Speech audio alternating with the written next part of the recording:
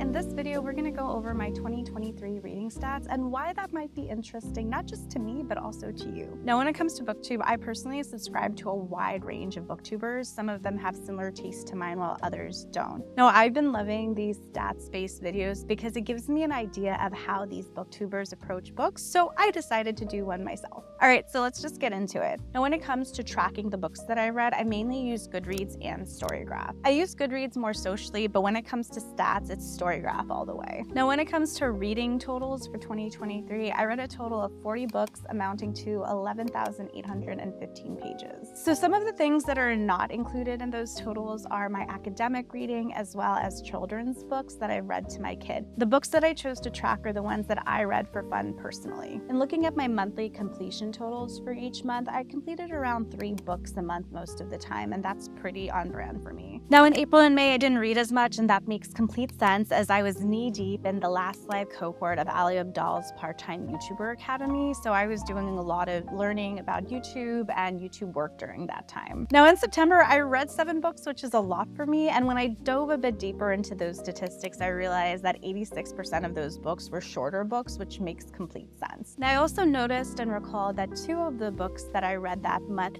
I read over a single weekend. Now, one of those books was a physical book that I read throughout the weekend as my kid was playing and doing other things, and that just really reminded me of why I want to read more physical books in front of my kid, and that's one of my reading goals for this year. So that was a nice memory as I was looking through these stats. Also, it'll help me enjoy more books overall, even if I can only read a few pages each sitting. Now, speaking of page numbers, I did not read a lot of 500+ page books, but the ones that I did read, I remember really enjoying. I absolutely love Daughter of the Moon Goddess, and I picked up its sequel right after I finished that book. And of course, my favorite romance, probably of all time so far, was this fan fiction, Draco Malfoy and the Mortifying Ordeal of Being in Love. Now, when it comes to ratings, my average rating was 4.22, and that's one of the reasons I also love Storygraph for tracking stats, is because you can do quarter points, unlike Goodreads where you have to pick like a star. But what's really interesting is that the mode was 5 stars. Also, 67.5% of the books I rated had a 4-star rating or above. Now, I may be generous, but I think this comes down to 2 things. First off, I'm a mood-based reader. I will pick up books depending on my mood and what I want in a certain moment. So if I want something a bit more lighthearted, I'll pick up a lighthearted read. And if I want to think a bit more, I'll pick up a read that I know will have me thinking. When it comes to reading for fun, I'm not forcing myself to read. I did that in grad school, so I know I have that skill. So given that I'm a mood-based reader, you probably won't see a lot of monthly TBRs on this channel because I just kind of pick my reading on a whim. However, I did make a 2024 TBR list because I felt that this was a good way to set up some goals as well as to have a long enough time span and a list of books depending what my mood might be. Now, the second reason I think I have a lot of 4-star ratings and above is that I DNF books. It is hard, but it is so worth it. I used to give myself 50 pages, but now if I'm not feeling a book within the first 10 to 20 pages, I just stop reading it. Now, given that I'm a mood-based reader, a reason I might DNF a book is simply because I'm not in the mood for it, so I'll put it in my will return to one day list because it's probably a book that I would like, but just not in this moment. So speaking of moods, my mood breakdown is varied. On Storygraph, one book can have multiple moods, which makes total sense. Now, a standout mood for me is reflective, which makes total sense because I love books that make me think. It's part of the reason I love reading. Now, for me, thinking doesn't just come in the form of facts or nonfiction, and I think this is beautifully reflected in my fiction and nonfiction breakdown. I mainly read fiction, and I think that's a trend that's going to continue in 2024. Now, I tend to read medium-paced books, and this makes total sense. Sometimes I will shy away from a fast-paced book because I'm scared it's going to consume me and I'll stay up until 2-3 a.m. reading it. Now, when it comes to slower-paced books, I tend to read those as audiobooks. For example, I remember when I reviewed An Unnecessary Woman, I mentioned that I probably wouldn't have read this as a physical book, but I really enjoyed it as an audiobook. That was because the pacing probably would have been too slow for me to physically read. Now, when it comes to Braiding Sweetgrass, I just love that book. But one of the reasons I felt it was an easier slow listen for me was that it was easy to stop the book and then come back to it later and not feel like I needed to catch up. Now, when it comes to genres, I read a variety of genres, which I think is pretty clear from this graph.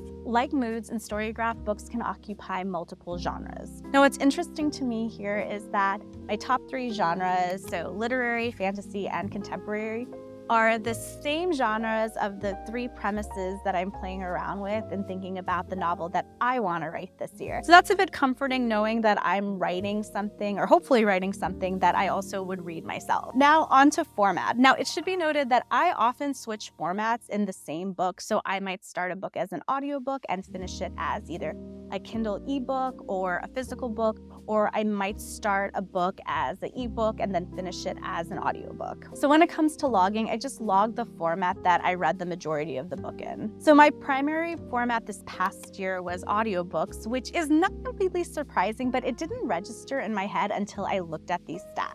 Now, since I don't find this unusual, I think I'm going to create some more audiobook-centric content this year because that's the format that I'm heavily consuming. Also, I think I might read more physical books in 2024 because I'm trying to read more physical books in front of my kids. So if I'm successful with that goal, there'll be more physical books in my 2024 stats. So those are my reading stats, and thank you so much if you made it this far into this video. I hope some of that was interesting to you. Now, if you track your reading stats in some type of way, let me know if there was something in your 2023 stats that surprised you. Also, if you're curious about that 2024 TBR I mentioned or my 2024 bookish goals, check out these videos here.